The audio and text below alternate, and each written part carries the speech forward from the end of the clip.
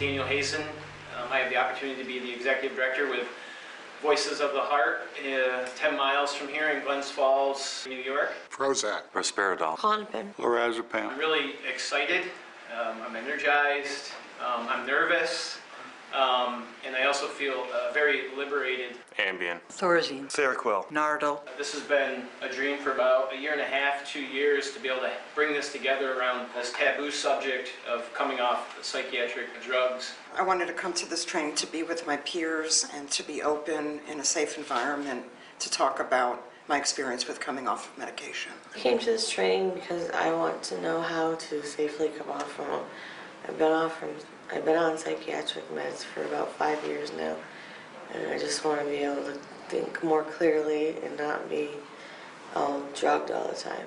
In June of 2012, 23 of us, a far majority either users or survivors of the psychiatric system, including many who had been given some of the most serious diagnoses including schizophrenia and bipolar disorder, came together for 3 days to discuss a subject near and dear to each of us. Coming off drugs seems to be this topic that people are afraid to talk about, and at our organization, where we work with many users and survivors of psychiatry, people come to us and talk about this. I came to this training because I would like to be a better resource to people who would like to come off psychiatric drugs, who are so often seen as adversarial when they try to do that. I came to this training because about 10 years ago, psychiatric drugs nearly killed me, and I pray every day that I can do something to help other people who want to get off of them. I wanted to come because I enjoy the truth. And what we realized is we didn't have the skills.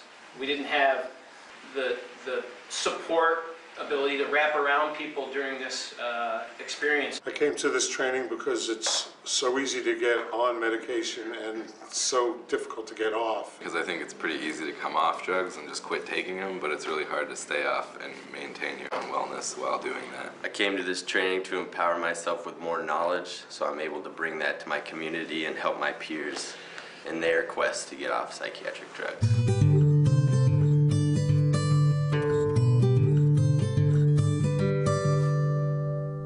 I do want to thank everybody from coming from all over, from Oregon, Alaska, South Dakota, Massachusetts, Maryland, and New York City. I came to this training in part to overcome my despair about our drugged human family. I'm in the life work and mutual support, and I've been off my psychiatric drugs for 2 months now. I came to the training because I'm going off my medications and I want to help others go off theirs. And also to become a more skilled helper. I don't think there's any two better people that could come here, share their expertise around this, the many years of developing this guide, the many years of organizing, the many years of fighting for people's liberation and choices. So I want to welcome Will and Oryx. I wanted to come to the training because coming off psych drugs was a huge part of my own recovery. To share what I've learned about coming off medications, because I see too many people are trying to come off medications on their own without support and without good information. And to hopefully start a movement that's led from the ground up, which is the only way I think that real change is going to happen. In closing to that, I do consider this historic. I don't know of any place in what I call the consumer survivor ex-patient movement, and what's now becoming a united movement around words such as mental diversity and recovery and human rights. So I want to turn this over to two great experts to share with us this great opportunity around coming off psychiatric drugs.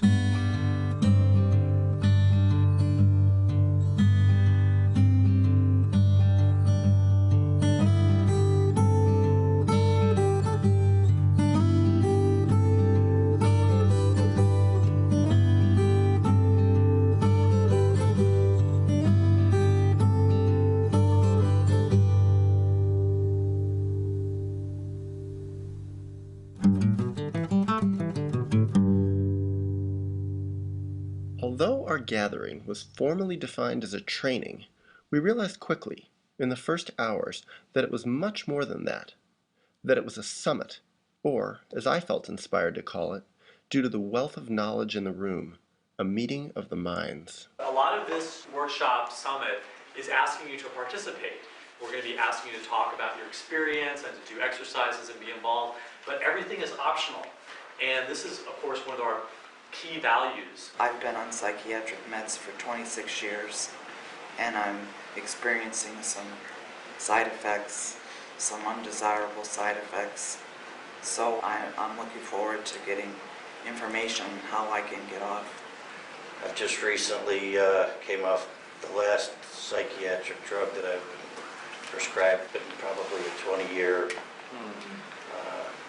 20-year stint approximately of various medications. I've been very excited about coming here today because I'm all about giving people choices. We understand what happens when people are forced to do things that they don't want to do. That's happened so much in the mental health system. I was 17, I entered the system involuntarily, and I turned 51 a few weeks ago, and just came off of psychiatric drugs a couple of months ago. And I feel 17 in many ways, and having 17-year-old emotions, I have a pimple.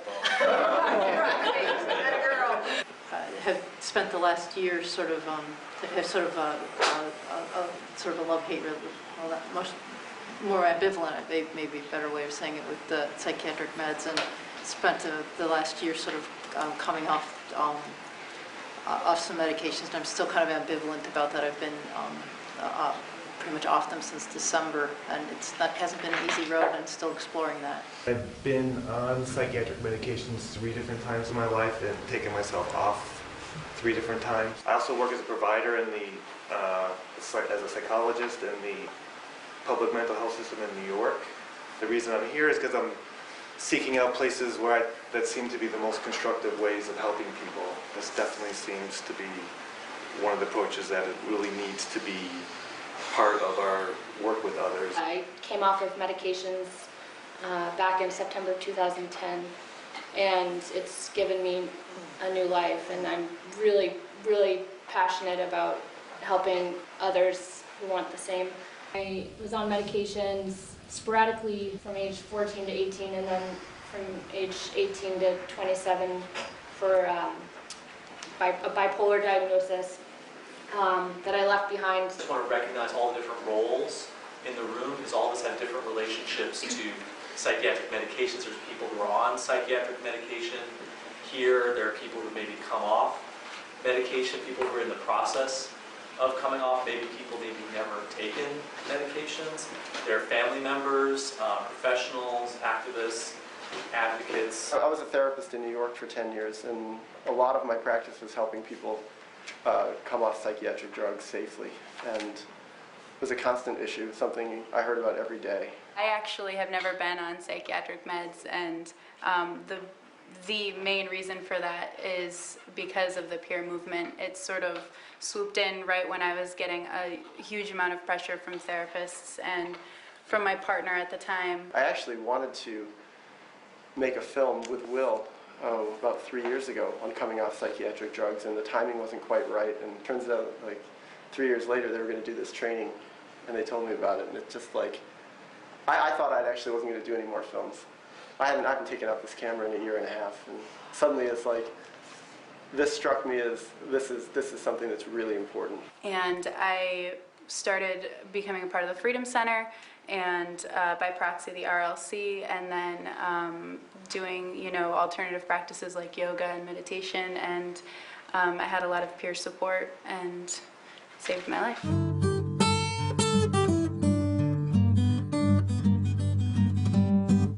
Although some of us felt we'd been helped by the mental health system, and even at times by medication, many of us had been harmed by mental health professionals in positions of power and authority. Because of that, we felt that a discussion on the subject of expertise was vital to any serious exploration of coming off psychiatric drugs. Within the word expert is the word experience. So, well, I mean, yeah, they're similar words basically from the same root. So I think that you can only be an expert on something if you have experience with it. There doesn't seem to be as much care as I wish there were with how we feel. We're the best experts on how our brains and bodies feel. I think there's a clinical bias when you use the experts and doctors. I believe they've worked in the medical model so long that they can't see past the medication. My daughter is in medical school and went through a psychiatry round, and when I encouraged her to read Anatomy of an Epidemic, she said, you know, we've got to get this information into the students because by the time we get out of medical school, I don't think she said brainwashed, but something similar to that.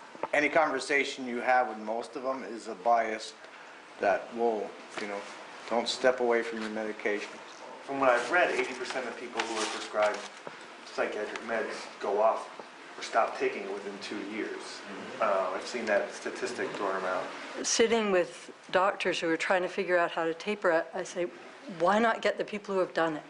I mean, how can you guide if you don't know? And in my experience of working in the mental health system, there's very few doctors who will support a person's decision to want to go off by providing meetings or family meetings or suggesting alternative ways of coping with stress that may come up.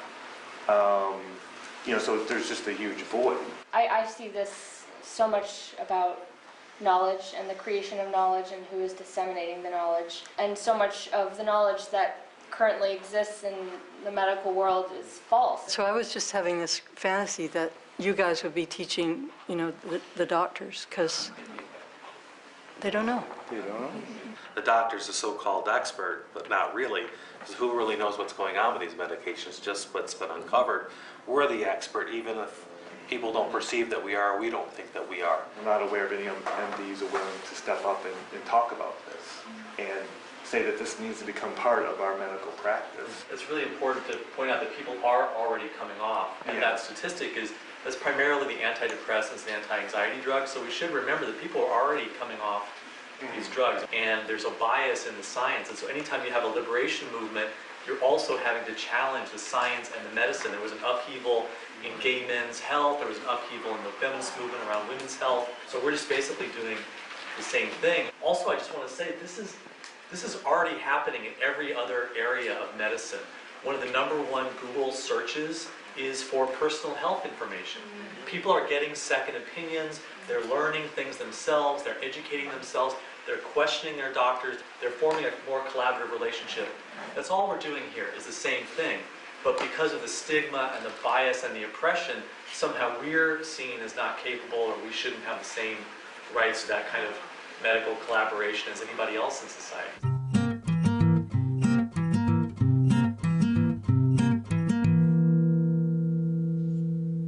When Will Hall mentioned the subject of stigma and bias in society, my mind traveled back 3 years to my initial attempt at this film project, when I spent a winter afternoon and evening in New York's Washington Square Park studying the public's perception of psychiatric drugs. Now it seemed that a sampling of that footage might be particularly relevant. When you hear the word psychiatric medication, what's the first thing that comes to your mind? Mental patients, like straitjackets, that sort of thing, violent images. Drooling, lithium, Adderall. Crazy people. Honestly, I think crazy. Prozac, antidepressant commercials. Medication that helps people with psychiatric issues, that helps, any kind of chemical imbalance in the brain. I have positive feelings for it. Psychiatric medication is whack. I mean, take it from me. I'm a medical student. I'm in my last year of medical school. So for me, I see them as a very productive and positive, I guess, when I hear it, I think of something that can really help people. As a youth, I got in trouble and this and that, so I was put inside of a group home. I'm out of North Carolina. And instead of going to the core... Schizophrenia, people who really need help. When I talked to my problems with the psych, he'd say, well, this is what's wrong with him. We're going to put him on Haldol, Prolixin, or Thorazine. I actually have ADD, so I was put on Ritalin when I was 8 years old. If used appropriately, it's a very valid modality of treatment. I was on it for about 8 years. Restoring chemical imbalances and, getting people back in line. It affects how you interact with people, so I think maybe relationships would be improved. I don't really trust psychiatrists anymore after that because they always just kept trying to give me more medication. What they do is give these kids medication when all the kids need is attention. They weren't really listening to me or my issues. I tried like Ritalin, Concerta, Adderall, and like all these things, and certain things actually made me like depressed as a 10-year-old. It's lousy. I don't recommend it for no one. The only danger is if it's being used inappropriately by someone who's not thorough and competent. If dispensed or prescribed by a competent, responsible psychiatrist or psychopharmacologist, there should be minimal risks. This is very interesting that you're asking me this right now. My roommate actually just got off his medication and was actually in a psychiatric ward last week because he was having withdrawals. You're talking to a mental health practitioner. Yeah. There were a lot of mood swings going on when I went off of Ritalin, like for good. Like my body had to kind of get used to it, and you know, I ate more. I was able to get off of it. I don't think I need them, but the way that the world is, I mean, I think everybody is crazy. I just think that if there is an opportunity to not go on medication, I think that's the best way to go. Because what's crazy is a person that's misunderstood, and if you don't understand it, then it's crazy to a person that don't understand it. Everybody just needs love and attention, and that'll make this world a better place.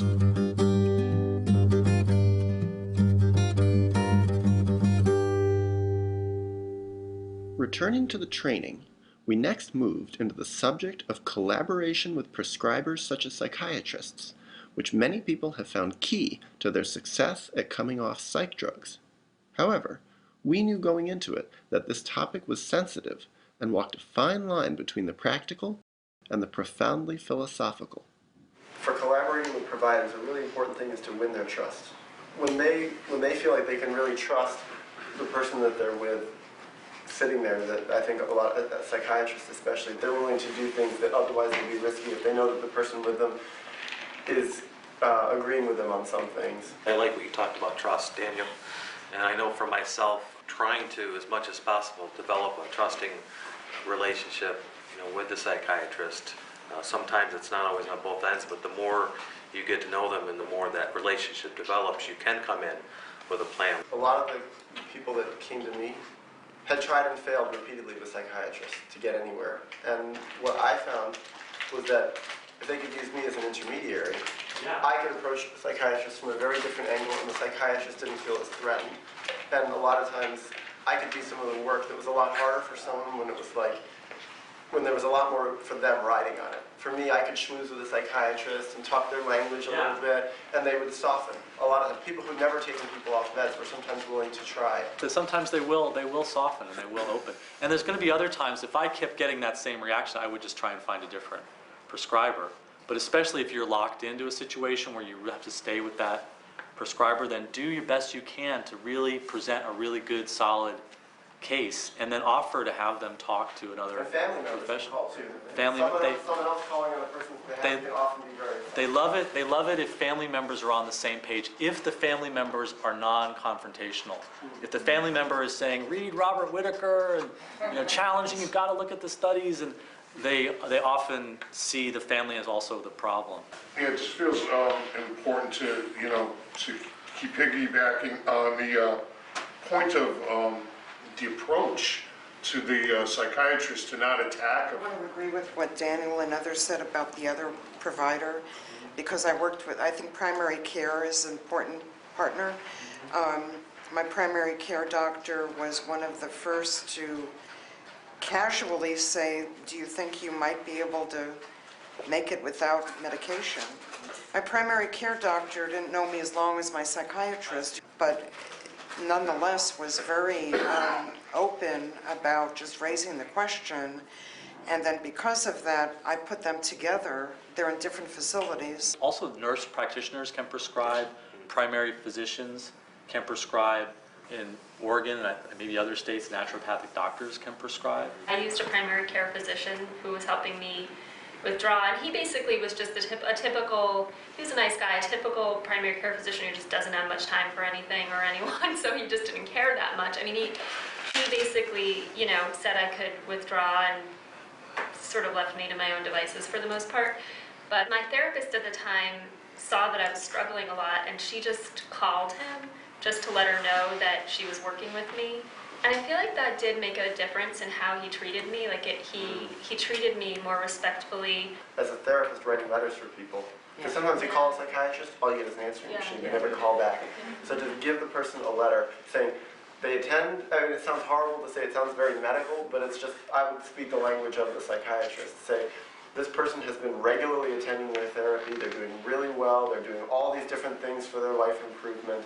Put it on my letterhead, say they come twice a week, they've been coming for this amount of time, they're totally reliable, and they are interested in reducing medication. And I would have my clients come back and tell me, they'd be like, the psychiatrist would read it and not know what to say sometimes.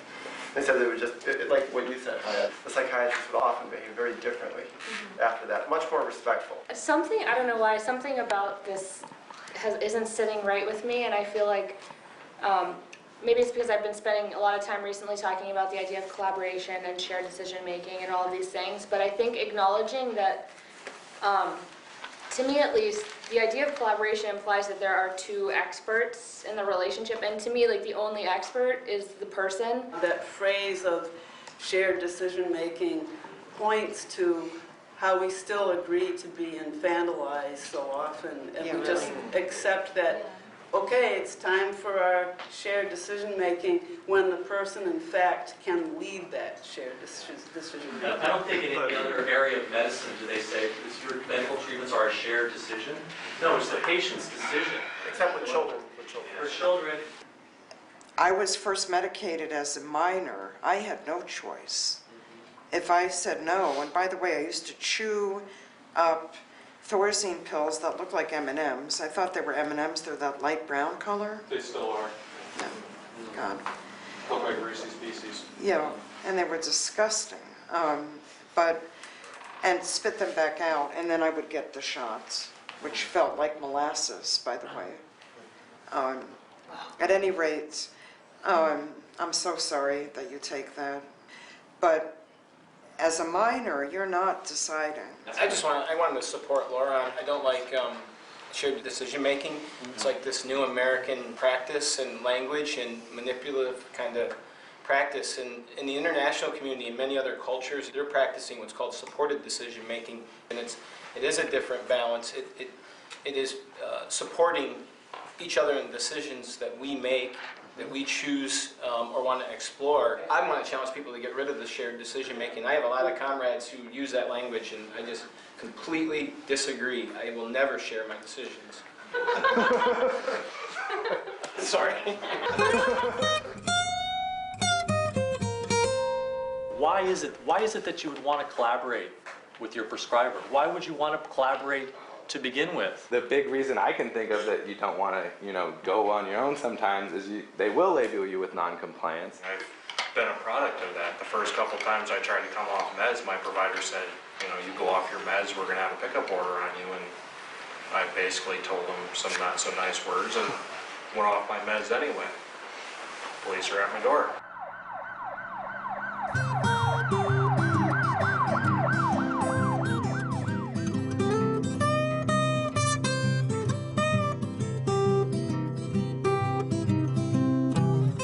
They might have some information that's useful to you. They might not, but they might have some information that's useful to you. Sometimes people have asked me, well, can I just cut my pill in quarters? And I'm like, I don't know what that coating is. Right. How the hell do I know? I don't know how it's been designed. I don't know chemically. You cut it open, and the next thing you know, you're getting 4 days dose in an hour. They can change your prescription. Maybe you need smaller pills. Maybe you need a liquid form. Maybe they can talk with you about switching the pills that you're doing. Because that's somebody you pay for their advice, but you're free to take it or leave it. And so I don't have to collaborate with my consultant. I pay them for information.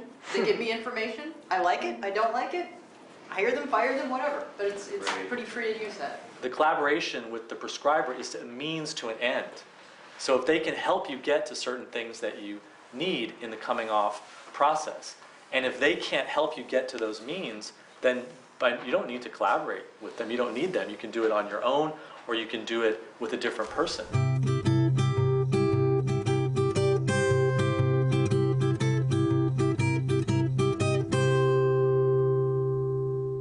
Since most people who want to come off their psychiatric drugs agree that their drugs are not helping them optimally, This brings up the subject of what we ourselves can do to improve and maintain our own mental health.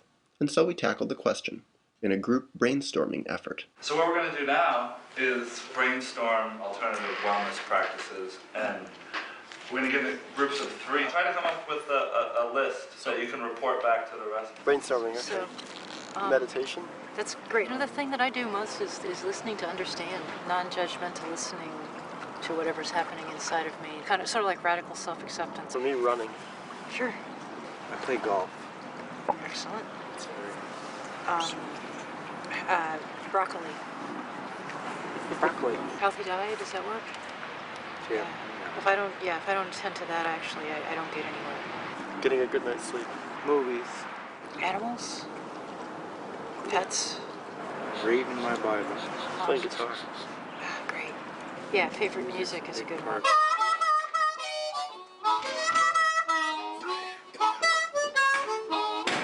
Facebook.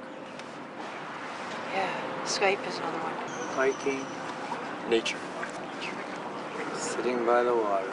Peer support is one. Peer support. Root beer with ice cream. Reminding myself of my values. Journaling. Yeah. Positive affirmation.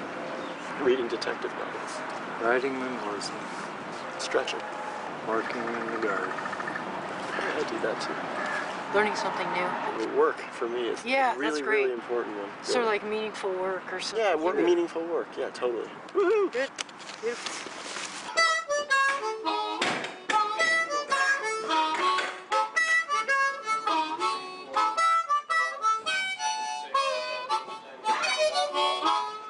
Eating foods that specifically nourish our bodies, bicycling, aromatherapy, breathing practices. We were very cohesive morning practices and, you know, our daily rituals and such. And physical sensations of touch, like for children or animals was one of the ones that came up. Being in nature. Reflexology, reading, the hot baths. Hot baths. Lavender and bubbles.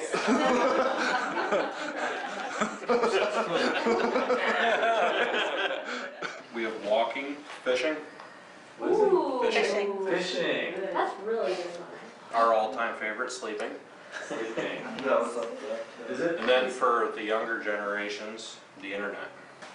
Cooking, spending time with your children. Going to museums, that just popped into my head. I like to do that sometimes. So for me, the point. What group? Actually, movies is missing. Polo. I don't think I heard movies. Yeah. Horseback riding. Horseback riding. Crying. Nice. Crying.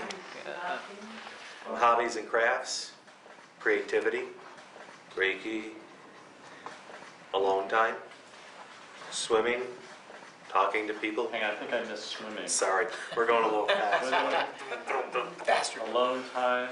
Star or moon gazing. I know I like to stare at the moon. I like to stare at the moon for 3 or 4 hours at a time. Meditation, exercise, pets, music, journaling, meaningful work, radical self-acceptance. Not self-acceptance, radical. Radical self-acceptance. That's what it takes. Yes. Really the point of this is there's just like an unlimited amount of wellness practices that we have available to us, but when you go to the hospital, you're not told, hey, this can actually work.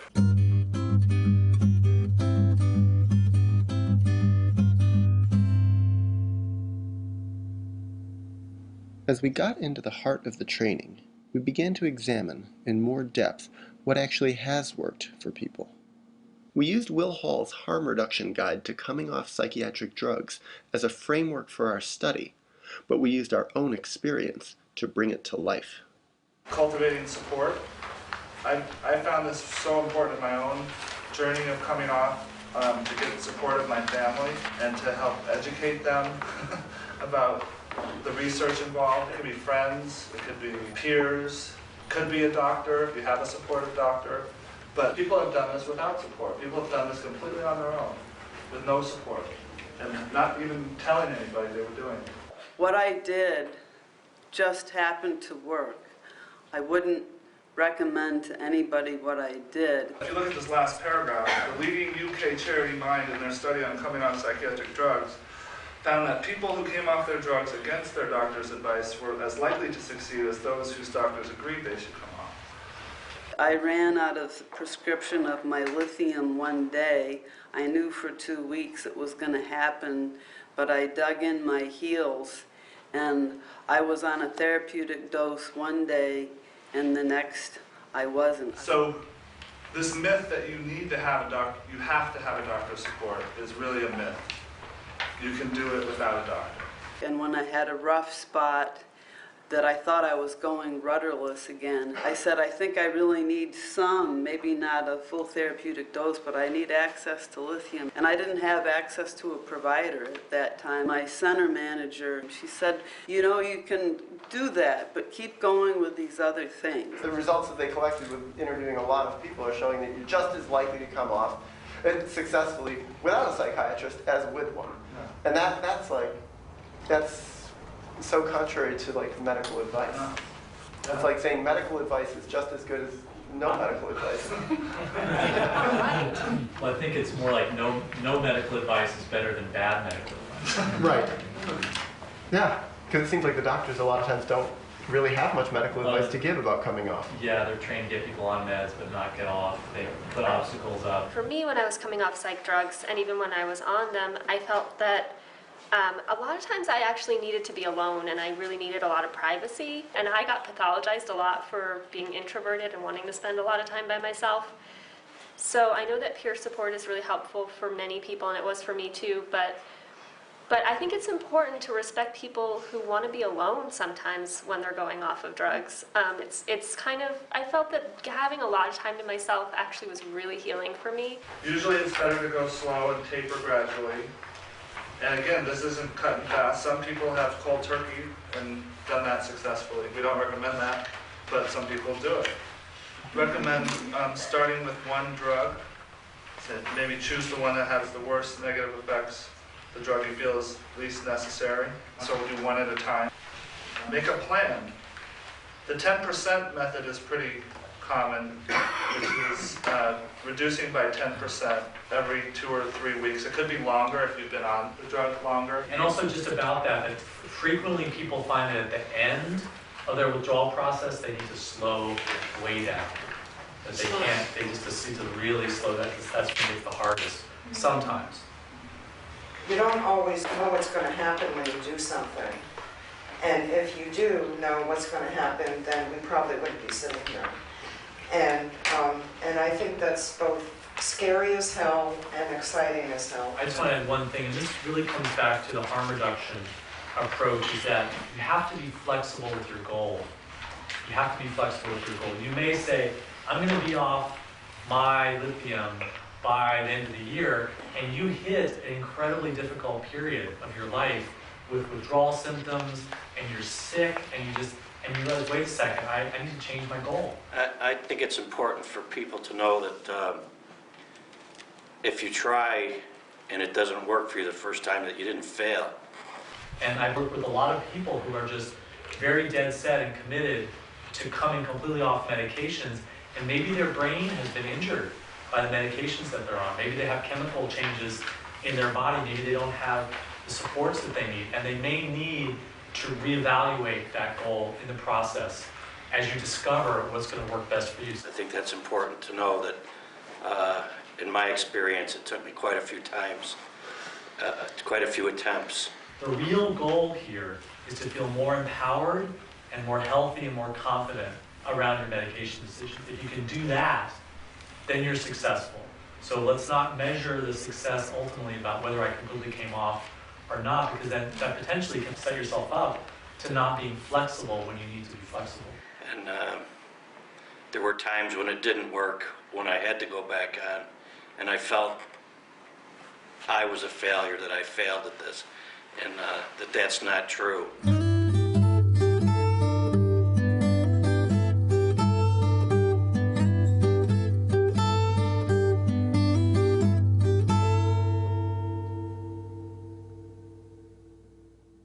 One thing that maybe we should touch on at least is when you come off, that strong feelings can come up, and how do we deal with some of these strong feelings? The issue of strong feelings is that I also didn't know what would come up when I came off of meds until it's here. So even with all that therapy, which was really helpful, there were a lot of things I didn't look at, which are now saying, hello, you didn't, not bad, you didn't look at it, but here it is.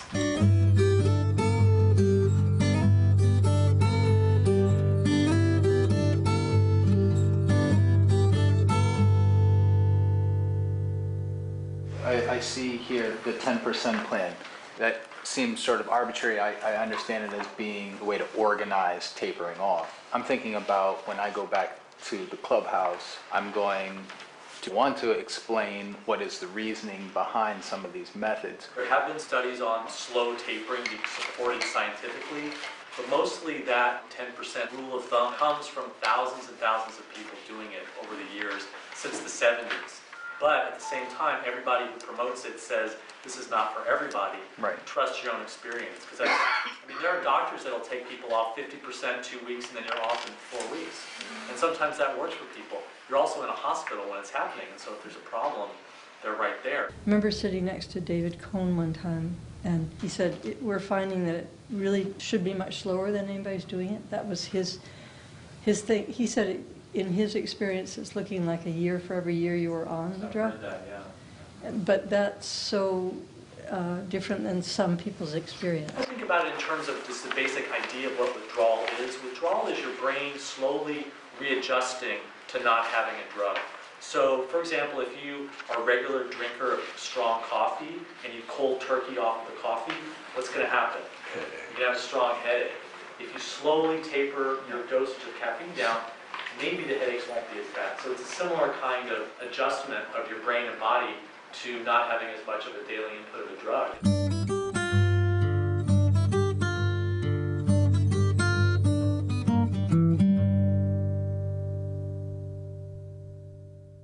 Although we all came for the formal training, it was inevitable that a big part of the value in our 3 days together would take place in our unstructured time. As a sample of that, let us jump into an average dinner conversation which, invariably, strayed quite a ways off the beaten track of average. I feel very protective of people feeling judged because they continue to take medications, because I see that happen a lot. I see people who've come off medications and who say we're very pro-choice, we really respect people, but there's a judgment in the background. And I'm just not going to step into someone's life and say, well, I know better for you than you do. Because the person that I'm with may be suffering and dealing with things around medications that I've never experienced before. If a person chooses to stay on medications, like, I completely respect that. But if a person wants to come off of medications but is convinced and believes for whatever reason that they can't, I want to do whatever I can to help that person give it a shot. I think a good way to frame it is, I believe it's possible that you can get off your medication. I believe it's possible. And it's not about can or can't, it's let's see what happens, let's try it. We were all told that it was impossible to live without medications. Now all of us are living without medications. So the reality is that people don't know. People are a huge mystery. I think there's a difference between someone not wanting to come off of meds and someone wanting to come off of meds but not thinking they can. If someone's like, I want to come off but I can't, I would say, yeah, what did you try? You probably didn't try X, Y, and Z. You probably didn't do it. Let me help you. Let me support you. I don't believe that that's true. You're predicting your own future. Exactly. I think it's possible. And it's so completely based in fear, because deciding to come off of psych meds was the scariest thing I ever decided to do, because I didn't know who I was off of meds. I'd been on meds for 10 years. I had no idea what feelings were mine, what thoughts were mine. I had no idea what my personality was like. And so all of those games I played in my head about you can't do this, you're not going to, it was all based in fear. And once I acknowledged that fear and owned it and started talking about it for what it was fear of the future, fear of the unknown, fear of myself, of my authentic self. Like, once I acknowledged the fear, I could coexist with it and do it. Right on. Every day I woke up over the last year, I didn't think I was going to wake up. I'm still being driven by fear, by the way. I'm still afraid, and I'm working on it. Afraid of? A lot of things. Well, I say I'm getting stronger every day. I know that, but there is some fear that I have, and I'm working on it, and I don't know exactly what it is yet. But poetry and other things are kind of leading me in a direction of greater understanding. And I'm going to continue to journal, even though I was actually afraid to write anything down. I have started, but I stopped, and it's been fits and starts. And now I actually typed on my computer while I was here, kind of a beginning of a story. Owning that fear is so important because figuring out what it is going to take me some time. And it was so humbling to hear that people need a couple of years. People said it's been a couple of years. I've also been... It needs a couple of years to come off and feel okay again? Yeah. But, I may never know what's behind everything, but I do know that every day that I'm living is a day that's for the future. Every day is... it's just been amazing.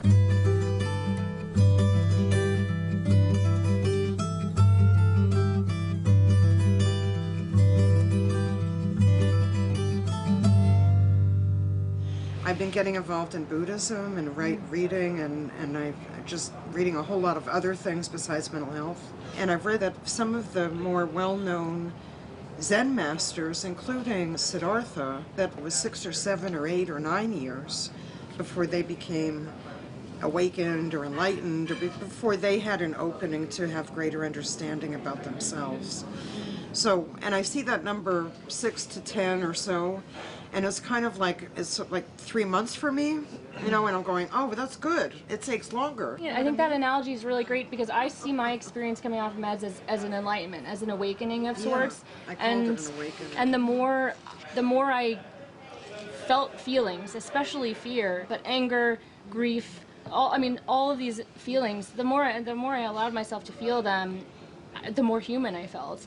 And the more, grateful I was that I got to feel real feelings that were mine. They weren't coming from the meds, they weren't side effects, they were my feelings. And even if they were painful feelings, I got to own them and be with them and get through them and like build up resiliency and confidence in myself that I can feel these feelings and I'm not gonna... One thing that I wanted to ask you, by the way, because you've been going through this longer than I have, is that sometimes I feel like I can break a wall that I want to, and I know I will break my hand if I do. I want to just hit it once. Or I want to scream in an airport terminal. I don't.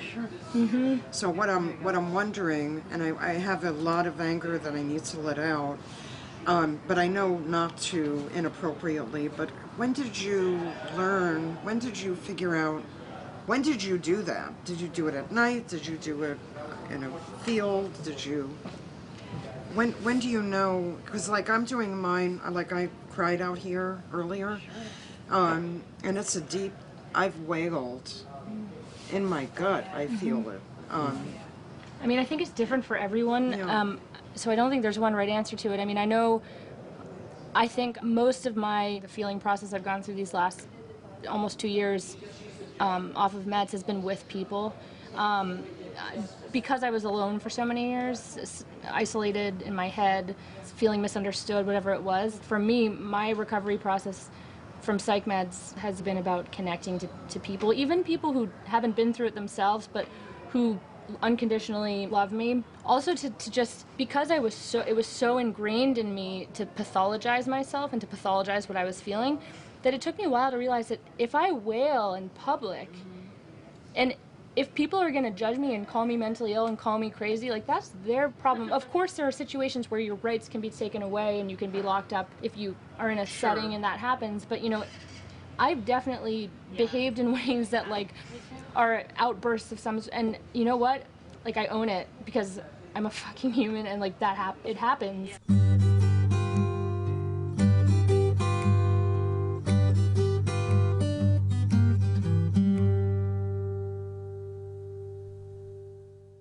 As the conversation progressed, I found myself wondering how Ed, the psychologist from New York City, was fitting into the training. I know that it can often be difficult, or even more than difficult, for clinicians to integrate themselves into groups of psychiatric survivors, and I looked for an opportunity to ask him how his integration process was unfolding. Somebody really wise said this to me while I was coming off psychiatric drugs, because I was really impatient. How can you not be? And they said... I want my life back, I want it now. Yeah, and I mean, only took me less than a year. Like some people, as we're saying, takes like so much longer than that. But somebody told me this Zen story of somebody asking their Zen master to teach them something, and the master says, okay, it's going to take about 3 years. And the person says, the disciple says, well, what if I try really, really hard? And the master says, well, then it'll take about 20 years. And like, I have to say that story actually comforted me while I was coming off of psychiatric drugs. It took away some of that sense of like, okay, if I just work really hard at this, then I can do it. So I got a question for you, Ed. I thought you might. What's that? Go ahead. Yeah, I'd love to have a question. So I'm curious, what's your experience of hearing all this? I mean, it's interesting being a clinician and coming here because, I mean, there are parallels to my experience working in the mental health system and trying to help people, because in so many ways I don't have a voice where I feel like I can express my ideas and they can be heard without being shut down, without being criticized, without being told I'm naive, I'm stupid, you don't know what the hell you're talking about.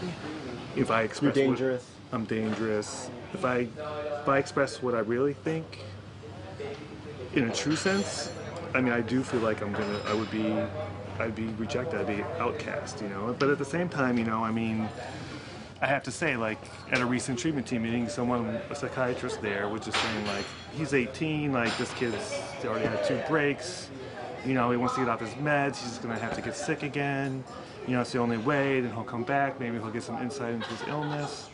And I was just like fuming. The other social worker saw it and she's like, what's going on, Ed? And I was just like, listen, like, this kid's 18, there's plenty of people who get out of the mental health system and do fine, who do well. You know, in the long term, a lot of people do better without medications, you know, and I'm just sick of all this pessimism around this. And, you know, we're here to help this kid. Like, you know, this kid can have a life. He's 18. We don't even know the context of why he even ended up in the hospital. Maybe his family's abusing him. I just went off for like 5 minutes, and then everyone was quiet, and the meeting ended. And then the next day, the psychiatrist I worked with was with the assistant director of the training clinic, and we were talking, and he walked up, and he said, you know what, I really love this guy. Pointing to you? Yeah, he pointed to me. He's like, I really love this guy, but you know what, because he's not pessimistic. He actually believes people can change. He's like, it's great. He's like, we need more of that around here. And I was just like, holy shit. That happened like a month ago. That's so interesting, though, is that your concerns are the same as mine. I sense your hesitancy and concern about where you are with this, and maybe professional issues I'm still too. Coming out. I'm in the coming out and process. Same with me. I have the same, not exact concerns, but I'm worried. I'm concerned. Are people going to think differently? Am I going to be accepted? Only I'm going through the experience, and you're on the other side as a provider, and so it's like there's strands of commonality. Yeah, no, definitely. Of worry. I see it in your eyes that I have too, and it's like there's, you know what I mean? It's very interesting. It's a scary world. I don't know. Little kids. All right, I'm gonna go. Can I get a ride with you? Can we get a ride with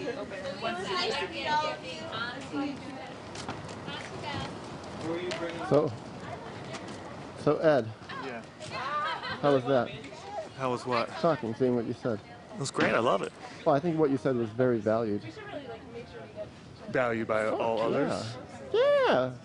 I mean, I don't even know what I mean, I don't know. No, you're saying what everyone else said, just in your own, from your own perspective. Yeah, exactly. That's what I feel like. Yeah, like I have everything being said here I can resonate with, but it's from the perspective of a clinician and of someone who works in the system and is going through similar, not as severe, but similar oppressive practices and losing their voice, not being able to express themselves because they're being shut down. I could not work in a hospital like you do. I think it would just eat me alive. Yeah, I'm able to tolerate. I've always been a mediator. I mean, that's that was my role in my family, and part of me wants to be there. I have to be there. So part of me feels like I need to be there. If I'm not there, who's going to be there? You know, and if I'm not there, who's there? What's going on if I'm not there? When I worked on an inpatient, like my presence, I helped people, save people from being put in restraints because I was there to like mediate. You know, I was there to stop the order from the med coming in from inside the glass and be like, no, this person is just crying. Let me sit with them for a half hour. You know, I was there helping someone came in the first episode of Voices and got them to calm down and help them, walking with them up and down the unit, you know, and residents coming up to me and be like, what are you doing? I'm like, I'm helping them get through their first voice hearing, and they wanted to talk to me. I talked to them about it. You know, I have all these positive experiences of helping make change happen in these environments. Just all those things a very happen difficult environment. A hospital. all those things that happen, but you know, do I do things every day at times I feel bad about and feel like I'm a sellout and I should get the fuck out and what's wrong with me and I can't believe I'm doing this? And all those thoughts go through my head when I came up here. Hell yeah. I mean, you know, it's both sides. I mean, it's complex.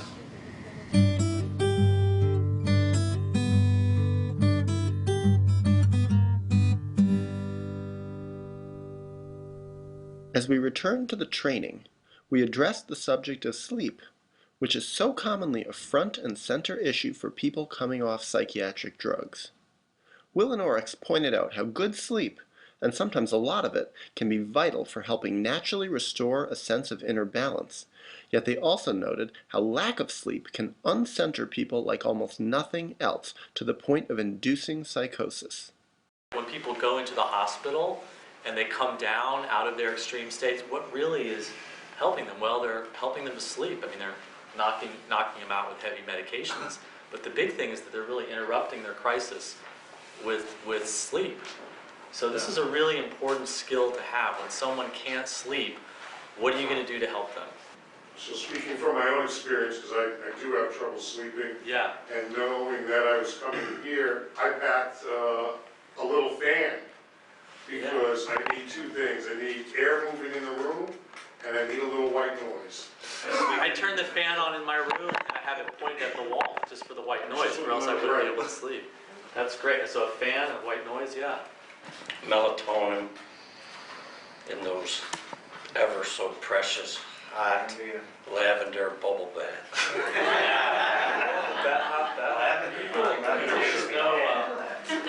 The ones that I'm thinking of are avoiding caffeine. I would say also avoiding stressful conversations, or stressful interactions, especially in the afternoon and evening. So by the time evening comes around, I'm down and I do that. I schedule like my difficult calls. Like I know it's going to be a difficult conversation. I won't have it too close to bedtime. getting good exercise also, I think, can help me sleep a lot better.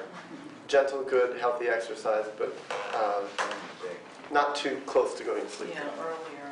I was taking Klonopin for a while for sleep, and I slowly weaned off of it, very slowly, and then for a while I would just have it on my bedside.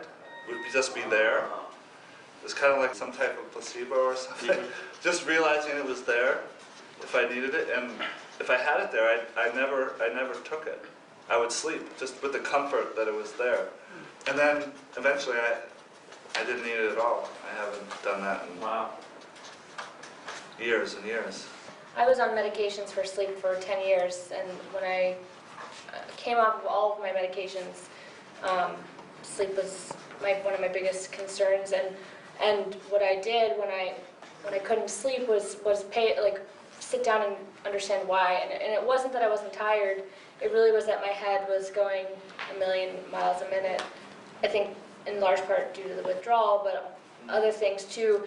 And so what I did, and I did this for several months, was I just would put my laptop in bed with me and watch like South Park or Law and Order. And I needed, it's kind of similar to the white noise, but I needed something to get me out of the dialogue in my head. And it took me many, many, many months to like wean myself off of that, but I think like it wasn't that I wasn't tired, it really was just that my head was going. Not eating too late, for me, 8 o'clock's about the cutoff, and then not eating too much. I wish we had siestas here. I can't nap. Napping, I have no self-control. 2 o'clock in the afternoon, I'll wake up at 7. So I'll put napping or not napping. Yeah. Meditation is actually, I'm really struggling with that right now, but I hear, and I was meditating 3 or 4 times a day. I hear it's very good before bed. I think also if you have something to look forward to the next day. Acupuncture too. Acupuncture. Yeah. Someone said chamomile. I put crystals in there too. Yeah, there's a bunch of herbs: chamomile, skullcap, kava. Still choose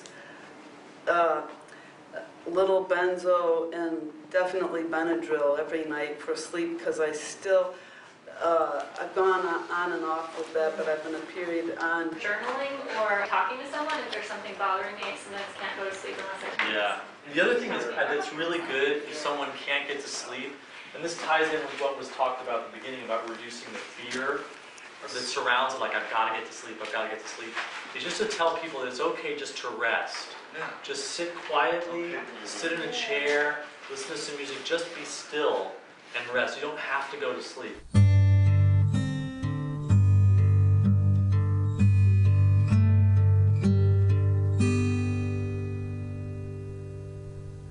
I didn't want to leave the training without getting a chance to interview the Ladner Brothers, who had flown all the way to upstate New York from Anchorage, Alaska.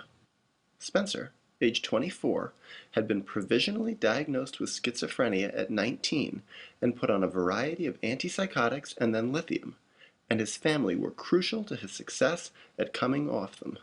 When I went off with a doctor the first time off Zyprexa, it took like 6 months, but I don't really remember any like strongly debilitating side effects from coming off of it. Other than like I remember every time my dose was lowered, things would become a little bit clearer, and I could remember like more of my experience and process like new information better. But I don't really remember any strong side effects from coming off as much as I remember the strong side effects of being on it, and just like feeling really empty and complacent, and like you could feel all the nerves and capillaries on the outside of your face, and you can feel your brain, but you don't feel like everything else is connected. Yeah, there'd be times of sitting at the dinner table with Spencer when he was on meds, and you'd ask him a question and he would just sit there and stare at you, you know, and just look at you for like 10 seconds and then finally respond. Like there was just really slowed down Spencer, you know. Really? So he seemed drugged? Oh yeah, big time. So the first time I tried lithium, I felt amazing, you know. I said it was like baby ecstasy. Yeah. And, you know, you just feel like, whoa, I'm going to have to immediately sit down and relax and fall asleep. And so it helped me to start stabilizing my sleep. But I noticed that every morning I'd wake up really, really groggy and really, really pissed off, and sort of like some sort of lithium hangover. But I was doing well, and I was confident that I was working with my doctors well, and I felt like I had a lot more strategies because me and my dad were active in maintaining I would ride my bicycle all the time, and we would try and stay busy and stay active. And like my dad's like, no, we're going to the grocery store. Like, you're not gonna do anything here. You're gonna sit in the backyard. You know, you're gonna smoke a cigarette and read a book, but you can't do that the rest of your life. So we'd go to the grocery store. We'd go on bike rides. What was it like watching him come back to his normal self? It was awesome. I mean, there was a lot of times where he would be not wanting to do stuff and staying home, you know, being afraid of, you know, whatever he was afraid of.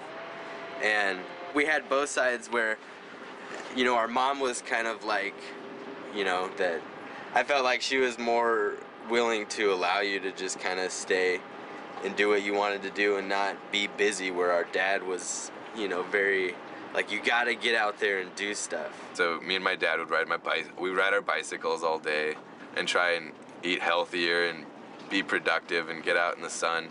But after that, I was living with a bunch of buddies. I was actually one of 3 people in a living room. So a 3-bedroom house with 6 people in it. Sleeping in a little like closet that just had a blanket for a wall. Yeah, and so that was kind of counterintuitive because I had realized by this point that I definitely had to get my sleep every day. But this lithium, though, was giving me a lot of issues, dietary issues. So I would drink like a gallon of water a day, and I would still end up puking every morning, this giant salty foam every day. And I was like, well, if I'm gonna wake up with a hangover and I'm gonna puke every morning, then what's the point? Because my #1 issue is sleep, and I have to get my sleep. And so if my pill's gonna fuck with my sleep, I'm done with it. I had already read the harm reduction guide, and I started rereading the harm reduction guide, and I started really thinking about what I could do, and so I started slowly kind of tapering myself off. During all of this time, I wasn't really knowledgeable of meds and what they really did or nothing like that. My whole role was to pretty much just be there with Spencer and, you know, to assure him that everything's okay and, you know, no one's out to get him. So I didn't really understand at that time what was going on, and that he had, you know, this whole process of getting off his medications. I mean, that was obviously something I knew, but it's nothing, to the knowledge I have now, it's nothing that clicked back then. I was aware of him getting better, and, you know, maybe some fallbacks and every now and then, but I did not associate that with the medication necessarily at the time. It's like getting off any other drug, you know, it's just, you kind of feel groggy and you kind of have to get over that. That's really what it came down to.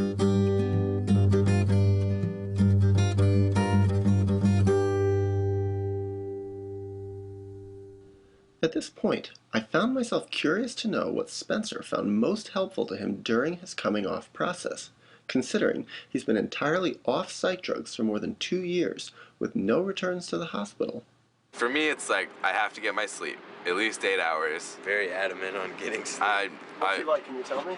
When he doesn't get sleep, he's a jerk. He's very grumpy. One of the biggest things I would say is that we as a family learned that the hospital was more difficult than anything, including the meds. Just the sheer fact of being surrounded by a bunch of people who I don't know and I don't identify with. And so for me, it was really important because my family decided collectively that I can't go to the hospital, because if I go to the hospital, they're always going to have to deal with 3 more months of me getting over the hospital experience versus the 1 or 2 months of me getting over my difficult feelings. And I think what, you know, helps a lot in the work that I do now is having that experience, you know, of a family member going through that. It changed our whole family dynamic because I was, you know, like I was in that place and they were all there for me. And so I could definitely wait on both of my brothers for me to be in a mental hospital. And you guys seemed like you were concerned for your own well-being and what does your future present to you? Right, which I got caught up in the whole system of feeling that, you know, something's wrong with me pretty much because of what happened to him, you know, just reevaluating myself and thinking something's wrong with me, that I need meds. So I got into this whole, you know, just hoopla of being on meds. And you got on them too then? Yeah, I've been on my wide variety of meds. And you got off the stuff too? I was kind of stupid and cold turkeyed off of everything, and I was on lithium myself after seeing what it did for him, thinking that that was helpful. I was on antidepressants, amphetamine salts, and I cold turkeyed off of everything, which is stupid, I think, because even, you know, it's been a year and I feel like my brain is still fried. Like, I'm unable to be the person that I was before I got on meds. You know, I feel a lack of emotions. And the other thing was like finding cathartic releases, you know, and like things to like, you know, because feel angry and deal with the sadness of, you know, it's like I felt like 4 years of my life was just cloudy and I don't remember many bits and pieces of it, other than, you know, a lot of like people looking the other way or me being this weird big bearded mental patient to standard society. So I started playing music with my friend. And so really loud, angry music and being able to scream and express how I feel and know how I feel and be able to be in contact with how angry I really am about some things and the melancholy I feel over like losing portions of my life.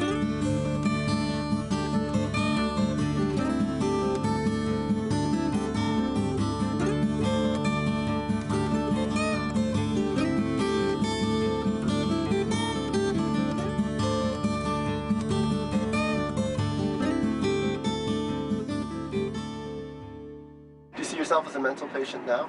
Hell no. Do you see him that way? I don't see him as a mental patient, no. How do you see him? I see him as someone who went through struggles of, you know, altered perceptions, and someone who really took the effort to gain the knowledge about what was going on and to move through it without just re-going through the system and re-going through that cycle. I just see him as my brother. I don't see him as no mental patient.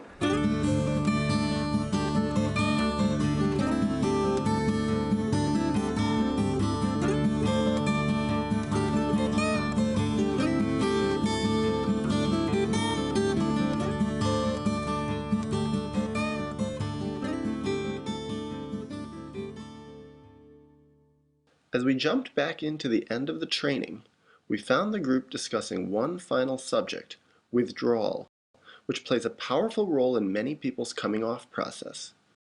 Although some people, especially those only on the drugs a short time, experience little or no withdrawal when coming off, others can experience reactions, including supersensitivity psychoses, that are more extreme than anything they lived through before they first took psychiatric drugs. I think people should be aware that some things can happen, some difficult things. And anybody might also want to say that, or this won't happen. This won't happen. It could happen, but it could not happen. So to have an openness about it. Luckily, I went slow enough, and I hadn't been on long enough, I don't think, that I never had any withdrawal effects, but I'm sure lots of people in this room have had some pretty severe withdrawal. I've done really well getting off the Zoloft, but when I was taking my tramadol to negate some of that physical effect of coming off it, I ran out of my tramadol. It was tics and everything. I was doing this. And many times I think people jump back on their medications because they can't cross that bridge. I just wanted to add to that how we deal with the physical effects over time of the damage that the meds have done to us. So if anyone has ideas about, because even 10 years later, I still feel physical damage. The most important thing for me to move through, especially the acute withdrawal in the beginning, was finding meaning in what I was feeling. And I would visualize the acute withdrawal I had. I mean, I had that horrible fuzziness and electricity through my body. I had migraines. I had weird smells coming out of my body. I mean, I just was sitting here, I wrote down a list of some of the things, and it was scary. It was confusing, it was scary, it was agonizing, but when I started to visualize it as representing my body healing itself, this agony that I'm in is action. My body is taking action to heal itself, and that gave me this determination to just keep going through it. Anything that we do for our wellness in general to deal with anxiety or restlessness or sleep, all those wellness tools that we have are also useful in the withdrawal process.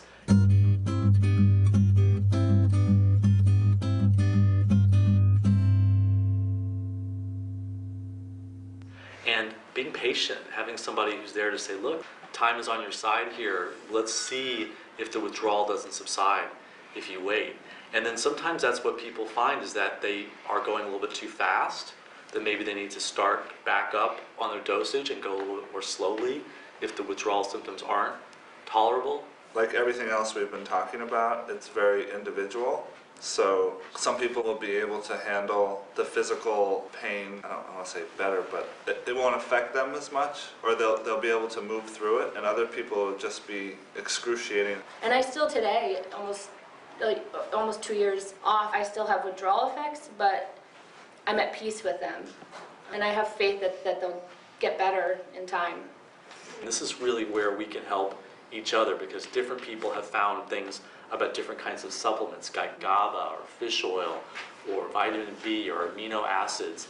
And a lot of that, well, it's hard to say, is it placebo, is it actually effective, but that's where we need each other because the research isn't being done. I remember feeling thumping pains in my abdomen, and I knew it was toxicity, and it was painful. It was annoying as well.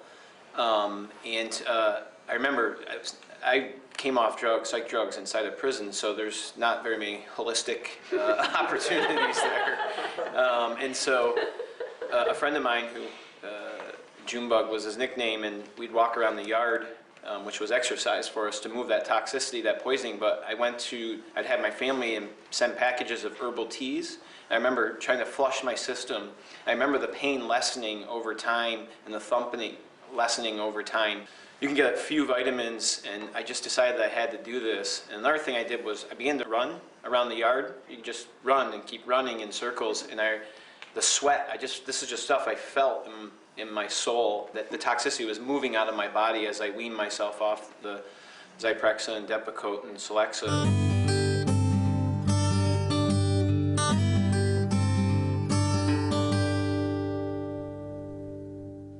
It was now time to say our goodbyes, and because we had opened up a taboo subject and revealed ourselves deeply, we had bonded. and so we found that a few closing words were in order. I'm grateful for all the love I received from the people in this room and the training. It made me feel comfortable enough to really do some deep sharing. I'm grateful for all of your stories because it's the evidence that it's possible to come off psych drugs. I'm grateful for everybody who's here because I've only known not even a handful of people who have gone off their meds. And I'm in the process of doing it, and I know it can be done. And I've been more encouraged about it and more reinforced about it by hearing everybody's story here. I'm grateful for the information that's been provided because many people come to me and ask me questions about how to reduce or come off their medications, and it's been difficult for me to find information to give them. It's really wonderful to be able to say, gosh, I'm doing this thing and it's really, really hard. It's really, really difficult. It's really, really challenging, but it's also moving in the direction of my truth. So even though it's hard and difficult and painful, I still want to do it. I'm grateful for the dark times in my life just as well as I'm grateful for the good times in my life. Because what I have found somewhere along the line, the horrible things that I've experienced, someone crosses my life who needs that experience that I've gone through to help them to get through. And that helps carry me through. There were times in my life when I didn't think I could do it. I didn't think I could be in this world. And I really have a lot of gratitude for all of you for being part of that vision, that those of us who've been told that we're sick or we're crazy or there's something wrong with us, that we're not, we're human beings too. So. I'm thankful for all the testimonies, and I'll remember you when I'm going through my experience, trying to get off Abilify. Just being here feels like my past and my future are kind of like coming together into this integration. And I'm just grateful that we've got the right people here. We have it all going on, and just that I have that confidence that wherever we try to take this, the answers will come. There's people like this all over the place, and we can come together and start to build this. And how I view this right now is we have a bunch of bricks on the ground, and we're just starting to cement and build our foundation. And it's going to continue. We're just going to build it. We're going to build it in our communities, and we're going to build it throughout the country and elsewhere. Thank you to all of you. And if anyone has, anything they'd like to say or share, I'm going to start crying.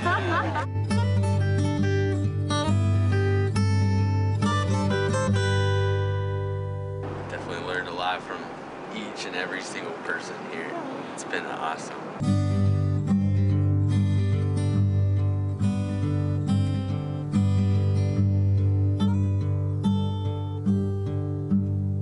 Where was everybody when I was being upped on the Prozac? Where were you guys? It's definitely been a pleasure. I learned a lot, and it's nice to know that our state's not only the only state that's fucked up in the system. You may want to edit that.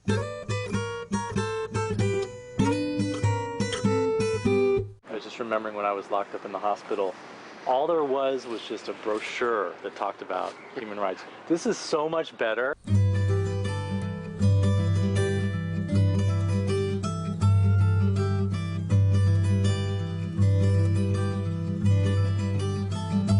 I just can't help but think of the people out there right now who are fighting this fight, and the millions and millions and millions of people who don't even realize what's happening.